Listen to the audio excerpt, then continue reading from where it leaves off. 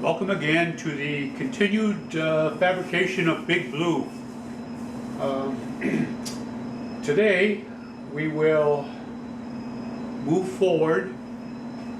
I have the mounting plates all painted up. I've let the paint cure for several days now. It's probably as hard as it's going to get, so and there'll be a few scratches on it, I'm sure. But, we'll start moving forward with the assembly of the Z-axis.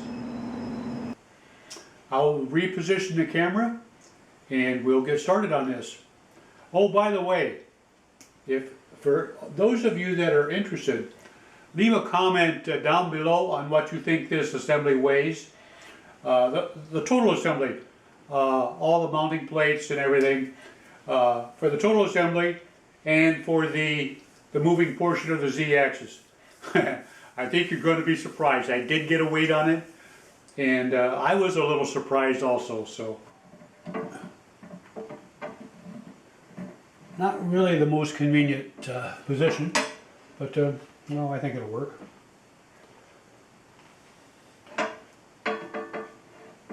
Just get a second one in, I hope. Get it started.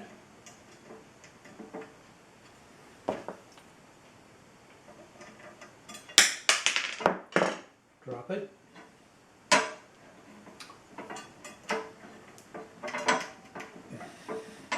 More than once, I'm sure.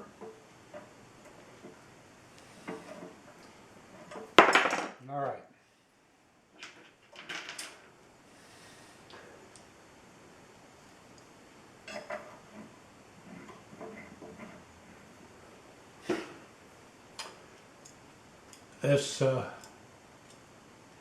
This will take a second, so while I'm fixing these screws, I won't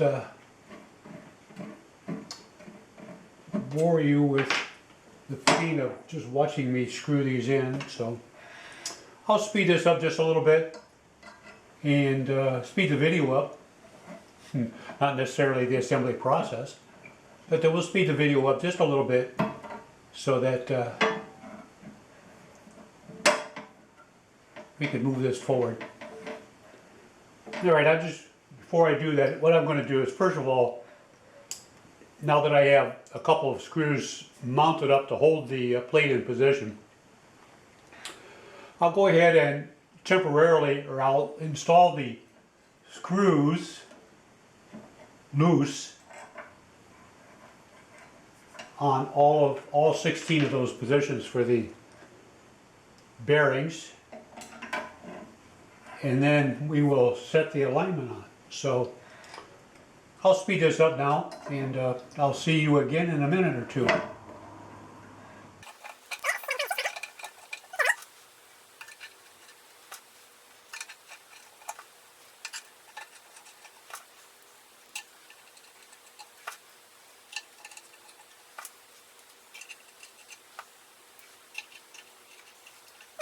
Now I'm just going to temporarily set this, snug one up, snug another one up. Again, this is just temporary, and I will use, remember, we use the a simple framing square for preliminary alignment. Once this is all assembled and we get the machine moving, we'll go through and actually tram the spindle in. We'll use a dial indicator to tram the spindle in, and once we get it all trammed in, there'll be another piece of MDF board, which will be the spoil board that goes up on top of this here. This is a 3/4 inch, so I'll have a total of 1.5 inches under the spindle. So the spoil board will get surfaced, and once the surfacing is finished, it's ready to start making chips. So let me grab my square real quick. We'll set this preliminarily at as close as I can get it visually, and then we'll start building the rest of the assembly.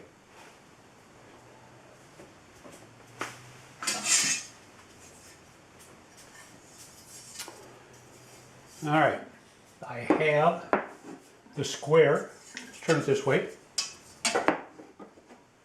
And remember the little trick that I used to hold the square? We just used a simple woodworker's clamp across the back side of it down here. Give it some feet so it doesn't fall over. Alright, so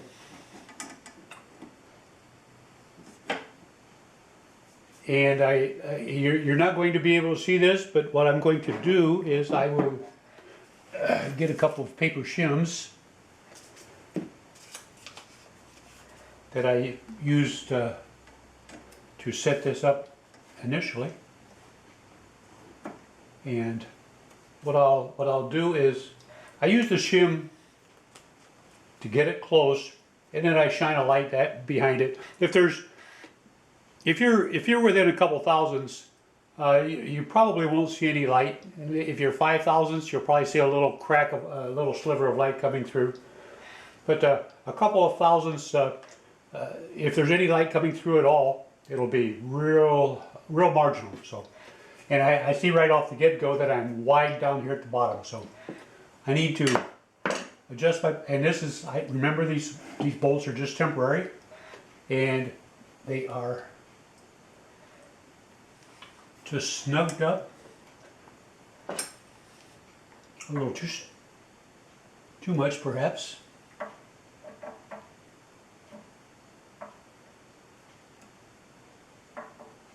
All right, I readjust those. All right. So let's give my adjuster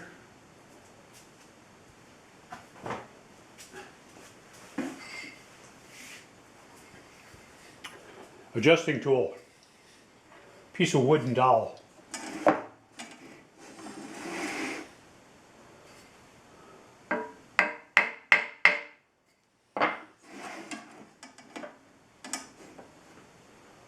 Some of you out there would probably say, well, Paul, why don't you use a dead blow hammer? I don't have one.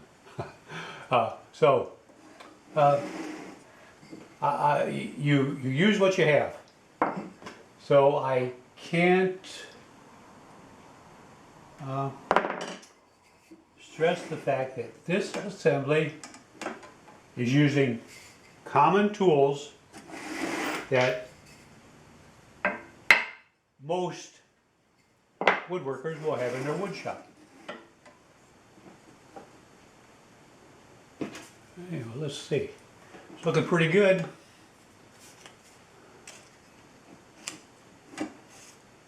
Holds the paper shim there. This will be a trick. How can I hold two shims at two different locations that are 16 inches apart? Carefully, I guess. Well, all right, two paper shims. Those are, the shims are 3.5 thousandths, standard paper, 3.5, 4 thousandths thick. So that, the first plate is aligned vertically to the existing bed. Now, MDF historically it has a fairly good finish on it, but it's not necessarily even, what I'm saying, optically flat across the whole surface. If I were to flood the surface with water, there would be spots that would puddle, meaning that there's probably some low spots. And this just happens during manufacturing. That's why once we put the spoil board on, we machine the surface and we account for any irregularities on the surface, the high spots, the low spots. So I envision that I'll have probably a couple of low spots, and we'll discuss that when we get into machining a spoil board. But at the moment, my square is across 12 inches on my machine bed here. Looking pretty good. It's holding the shims top and bottom. I'm going to go ahead and snug this up, hopefully without moving it.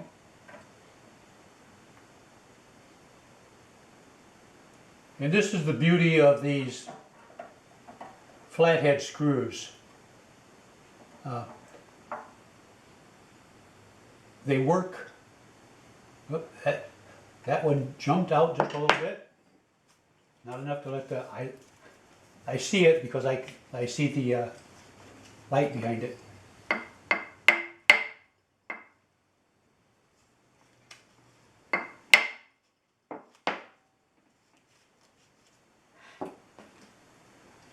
The beauty of these screws is that they will work similar to a dowel. Snug that one up. Loosen that.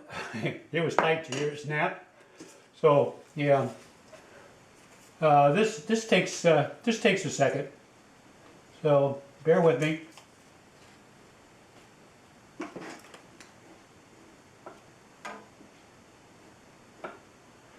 Don't push your square up so hard that you rock it. You can actually push the square up hard enough to where you end up picking one edge of it up off of the surface. So I'm trying to do is just ease it up there, and I still see a little light here. Get my shim up in there. And it's just barely holding it. It's still loose. So I need to tap it over again. It shifted over when I snugged it up. That is what I was saying earlier, the advantage of too much of the flathead screw.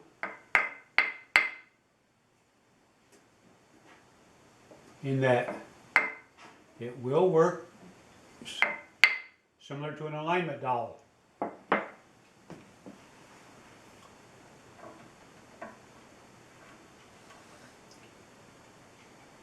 The downside is it will, because you're not moving the screw head up into the counter bore true to the bore, it can shift a little bit on you, and that's what's happening here. You have to be careful, snug it down a little bit at a time, move around, snug them up, tight, tight,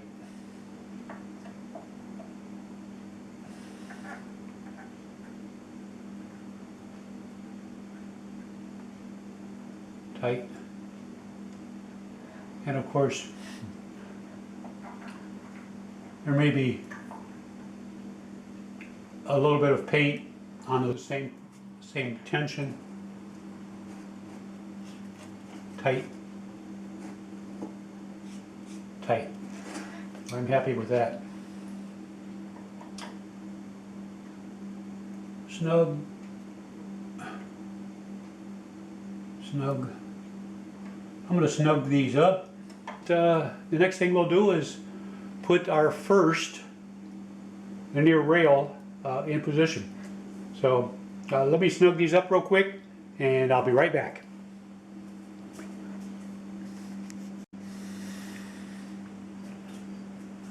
Okay, continuing with the linear guide rails and bearings. I hope there's enough drag on these bearings to keep it from dropping off. I think what I'll do is I have a longer screw I'm going to put down here in the bottom temporarily to hopefully keep it from dropping off. So let's go ahead and see if we can get this started. Gravity is not my friend right here, right now. It's pulling everything down. And my head is probably in your way. I apologize for that. Ah, that's what I was afraid of. That old bearing just slid right on down.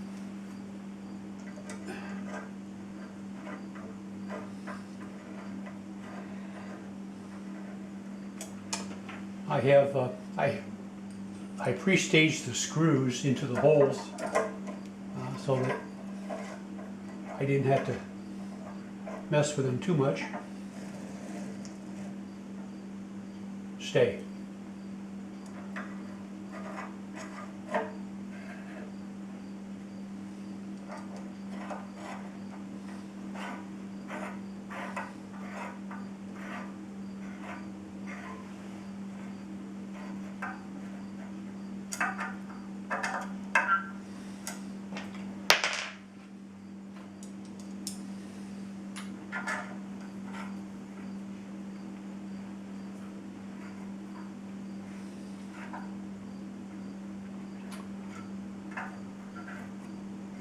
Now, everything is going to remain loose except for two of these bolts.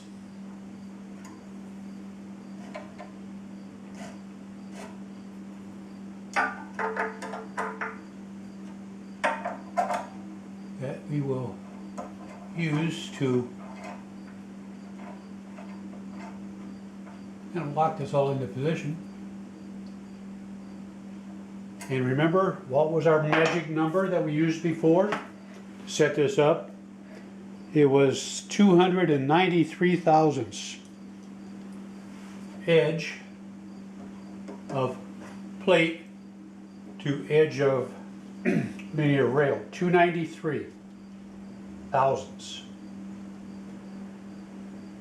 Okay, so vernier set to 0. Caliper, and I will lock it in at 293 thousandths, 300, 295, 293. All right, and lock it down. There's my depth. There's my gauge.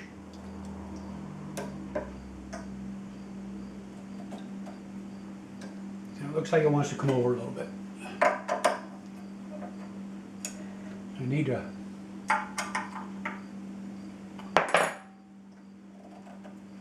have it loose enough to move, just a hair.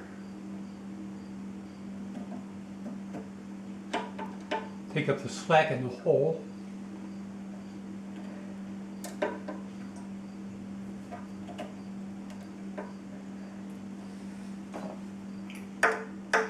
Something's still a little too snug.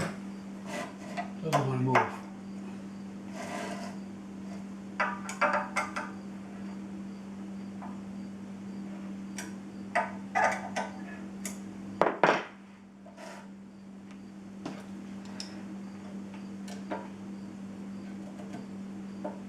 I moved that time.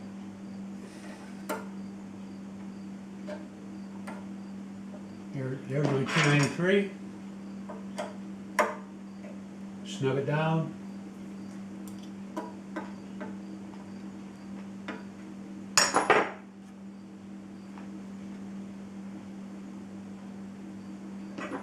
$93.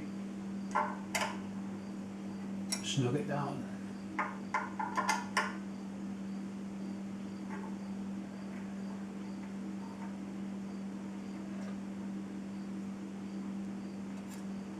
$93. It's good. It's good. I'm happy with that. Snug the bolts up.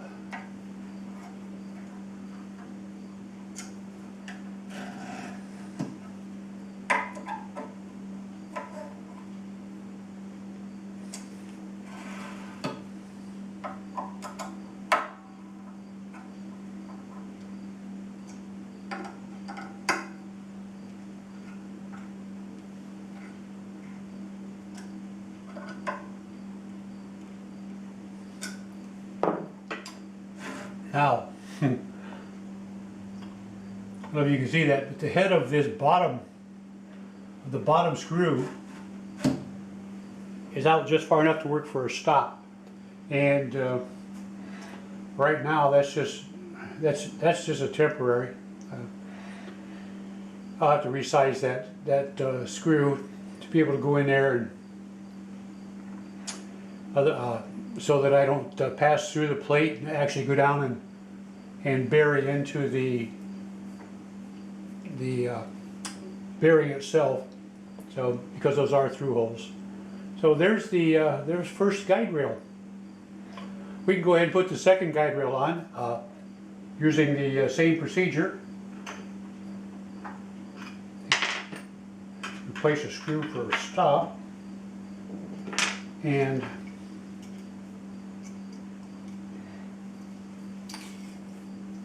do the same thing. If we can get it mounted up, it does not have to, I don't have to worry about alignment right now. Remember, the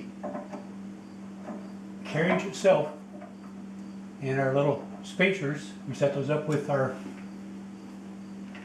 shim. Said that screw head is out.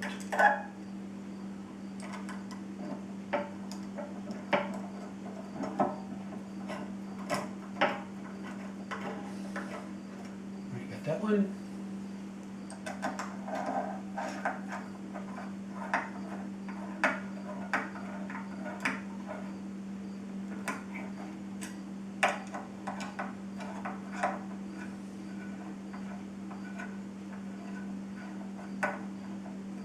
These bolts are, I'm just putting these bolts in at the moment, just barely snugging them, just enough to pull them up tight to the plate.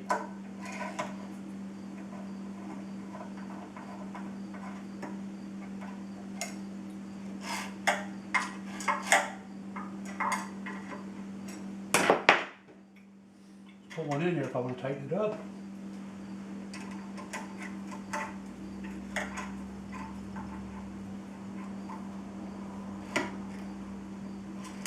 And I'm just going to go ahead and start this one into the threads so that when those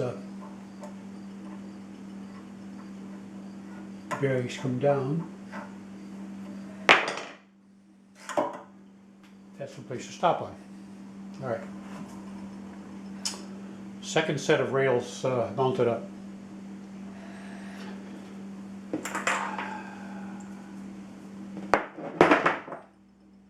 Time to do the ball screw. Need a couple of. I'm going to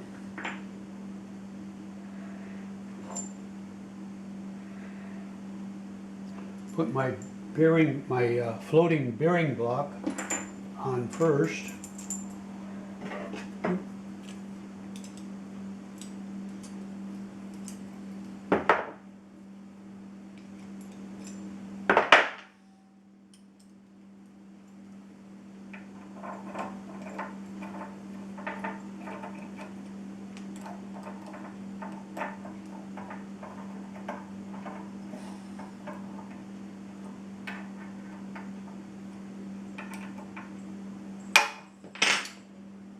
Snugged into position.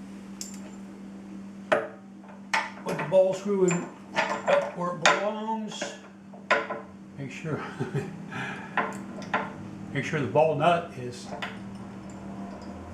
in a position, not rotated 180 degrees out of position.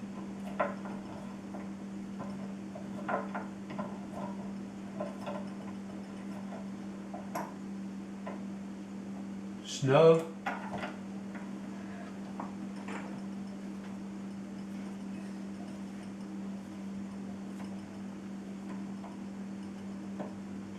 Just snugged up. I'll finish this up here quick.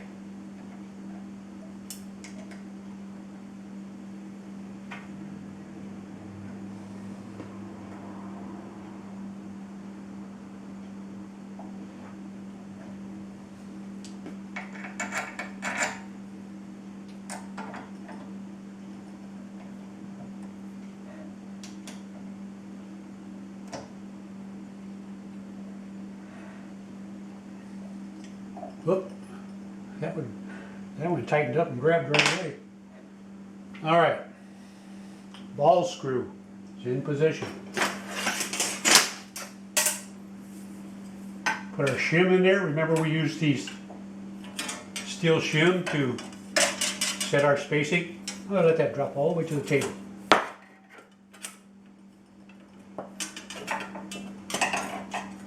Drop to the table.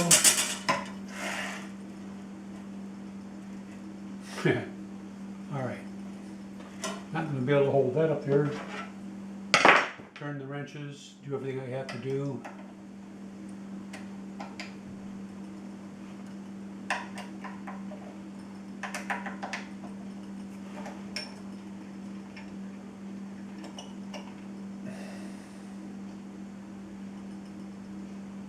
Up.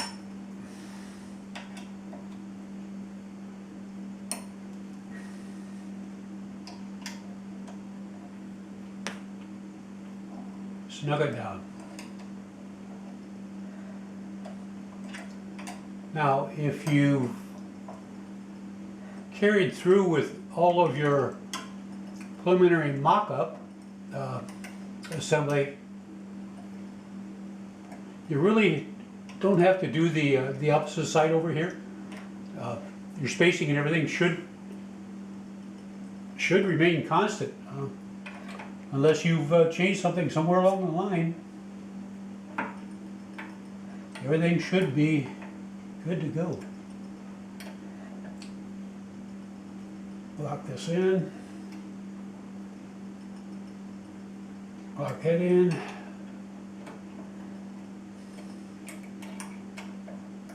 Fair amount of torque. Okay. Now,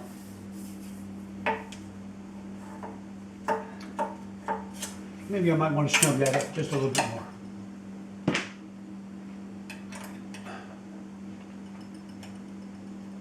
I'm gonna, whoops. I've got an idea. The bearing needs to come down just a little bit.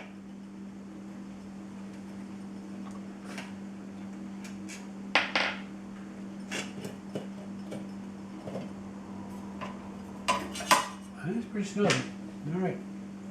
I guess that's all right.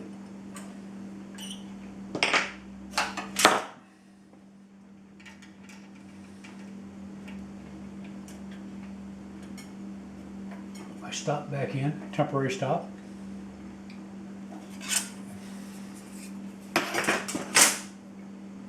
Tighten my screw up again. So I loosen it up.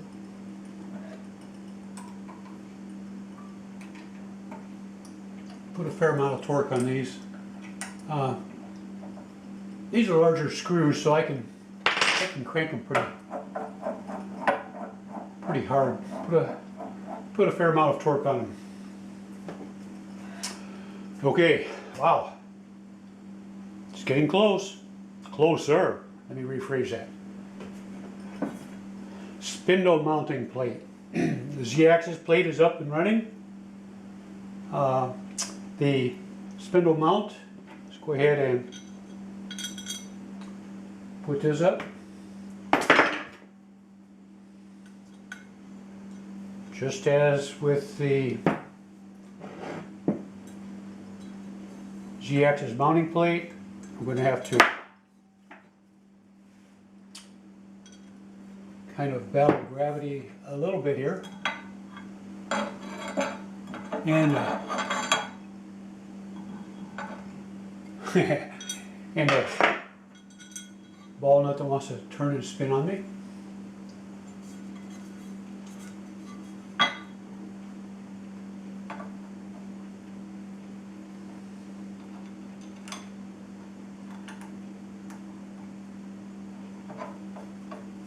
I get one more in, I should be safe.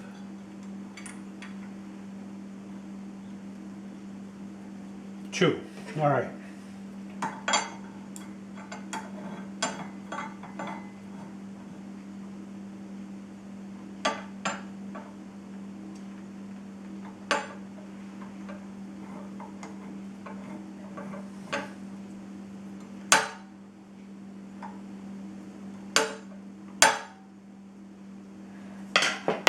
we think? Set this up for another axis? No way. I don't think so. So put the last 2 screws in, temporary. Well, they're in. They'll be permanent. They just won't be snugged up.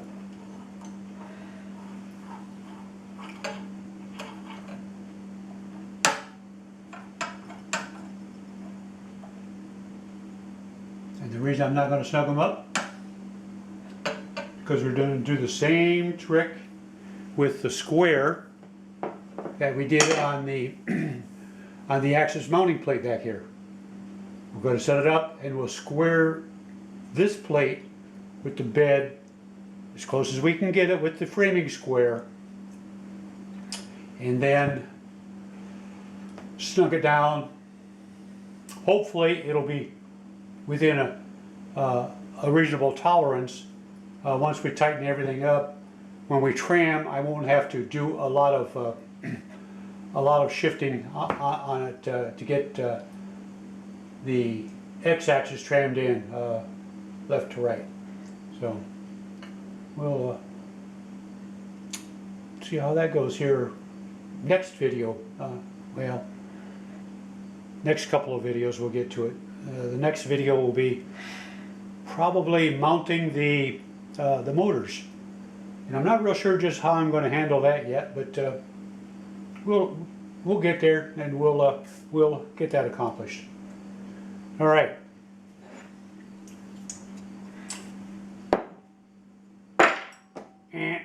Okay. Mistake. Let's take it apart. It's upside down. And the reason I know that it's upside down is because my spindle mounting bracket should be low, and these are the holes for it. Yeah, well, what can you say? Somebody once told me that if you don't make a mistake every once in a while, you're not doing a whole lot. So I must be working really, really hard on this, because there have been several mistakes. So back the screw out.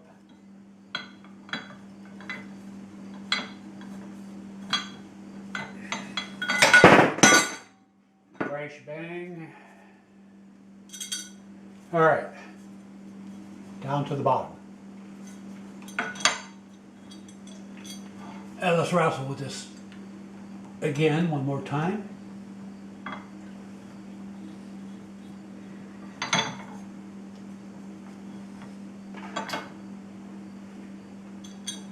One more screw in there.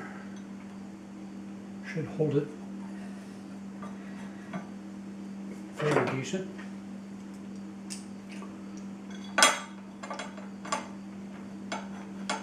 Screw number 3.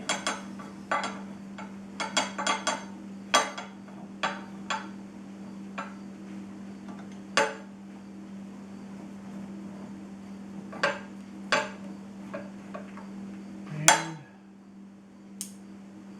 the 4th screw.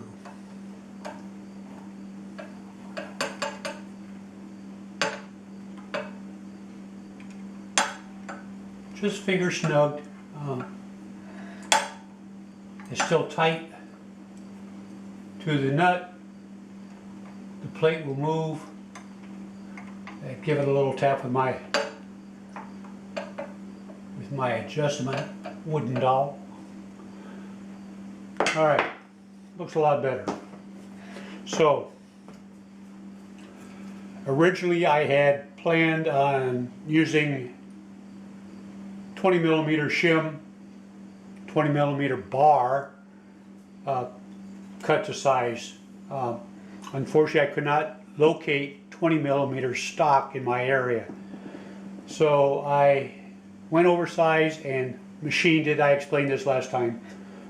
I machined the oversized stock down and down to the 20 millimeters, and that is really the only, I shouldn't say only, when you cut the ball screws to length, you have to remachine for the floating ends. So a little lathe work there and a little mill work here brings us to the point we're at today. Those couple of instances were the only tools that were used beyond what I want to call the average woodworker. A lot of woodworkers have those tools available to them. I do not, however, and I had to go to a friend's house and use his equipment. So, all right, let's go ahead and assemble this spacer.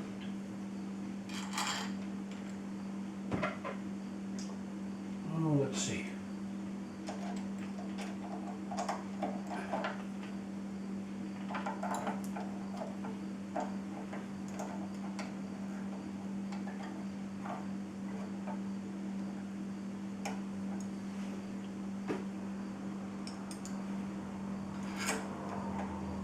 Put a couple of these screws in just to position the bearing with the spacer.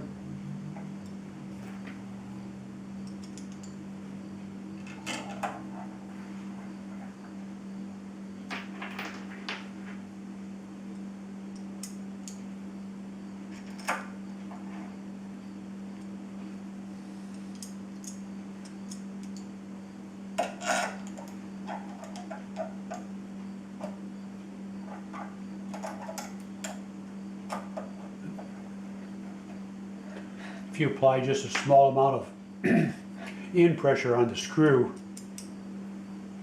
when that bearing, you can feel the screw drop into the threaded hole on the bearing as it passes by.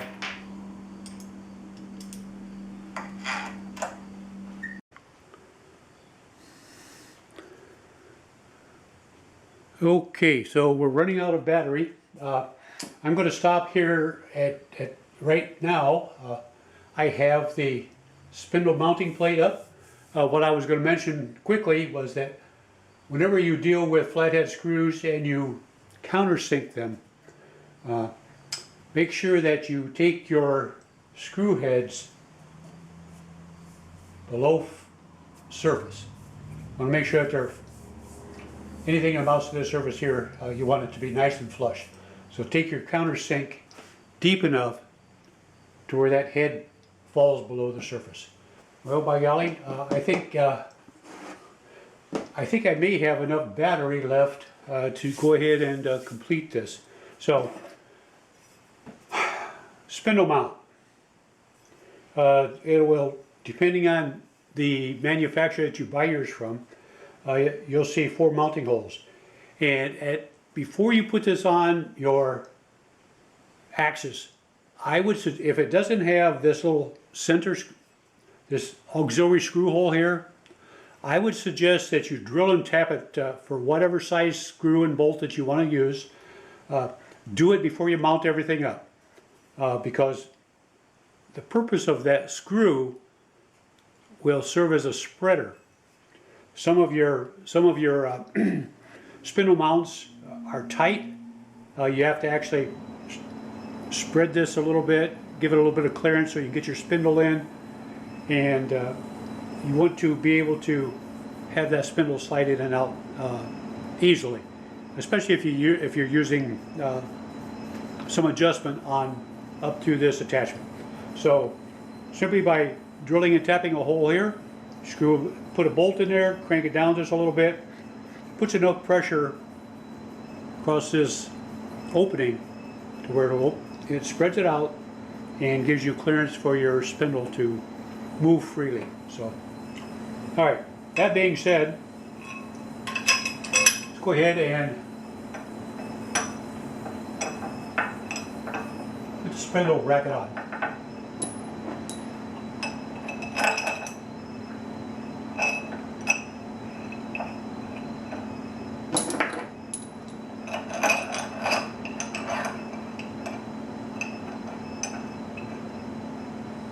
I'm going to mount the fit. I'm going to take this up tight.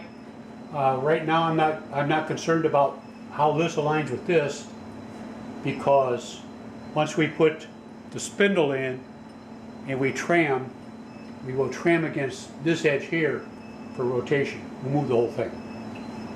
So let's see, that should be too many wrenches laying here. Okay, that down a little bit, this down a little bit. Check to make sure the camera's still running.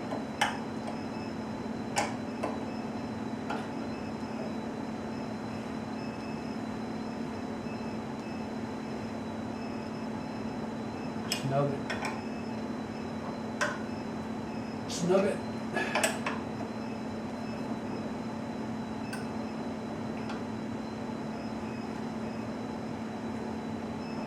Oh.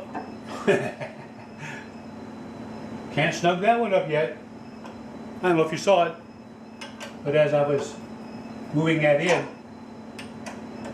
I was collapsing the gap here, which meant that I was squeezing it.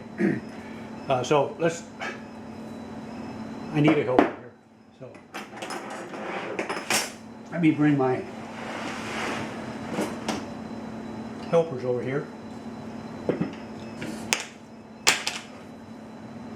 Put the spindle in place, and I like to keep any information that happens to be on the surface of your spindle. You want to try to keep it in a location where you can read it, so that you don't have to take the spindle off to be able to look at it. So now I can snug this one down. There it is.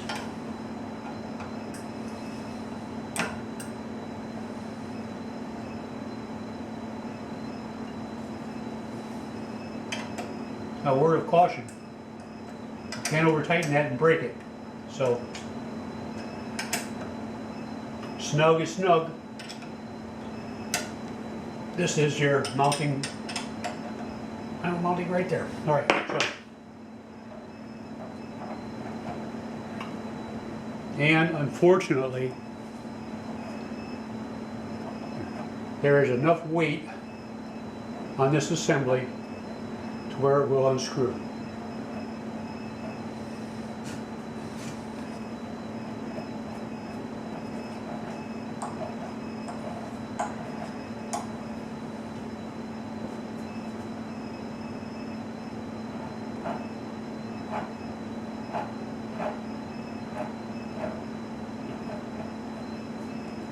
So that says I'm going to have to try to preload the bearings a little bit more, perhaps. I didn't put any preload on this side of the bearing when I did the assembly. I can try to preload that a little bit, loosen these bolts up and preload. Either that, or I'll have to deal with a brake up on the top side. But that's for another day. So there it is. It will stay.